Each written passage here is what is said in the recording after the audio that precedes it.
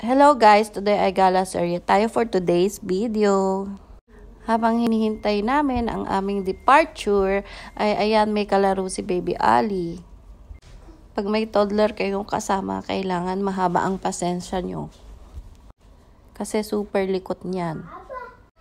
3 hours nga lang pala ang flight namin papunta dun sa pupuntahan namin.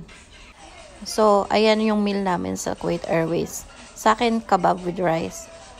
Kay Ali is chicken nuggets and fries. And kay Abu Ali, I think, mashed potato with chicken. Tsaka may mga salad-salad sila. Ganon, tsaka sweet. So, napakalaki ng airport dito. So, buhat-buhat ko dyan si Baby Ali kasi yung stroller namin ay kinuha sa door ng airplane. So, mamaya pa namin yun makukuha. Kaya lakad serye muna tayo ngayon. Super laki talaga ng airport nila, grabe.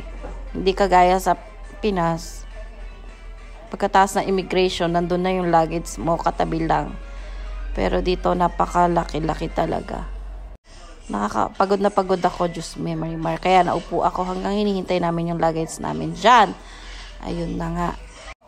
2 malaking luggage lang naman ang amin dala-dala. Kaya okay lang. Madali lang yan. Ayan yung airport nila. Super laki, di ba? Kaya pag magta-travel din kayo guys, pag may toddler kayo, dapat magdala din kayo ng stroller. Kasi mahirap magbuhat, magbitbit. Lalo na pag malaki na yung toddler nyo. Yun, ito yung duty free pala nila. Di ba? So mag-i-exit na nga kami dyan. At magta-taxi kami papunta dun sa hotel na matutuluyan namin. Diba, laki ng duty free nila. Walang mga masyadong tao kasi ano na yan, 5 AM in the morning. That time. So, mukhang mapapalaban tayo sa sign language dito, guys. Kasi yung iba hindi masyadong nag-i-English. So, I mean, hindi naman tayo din magaling mag-English, pero nakakaintindi naman tayo. Ganun. Pero dito, parang hindi kasi nagtanong kami. Ilang beses na kami nagtanong dito. Walang English talaga, sign language talaga. Kailangan dito yata.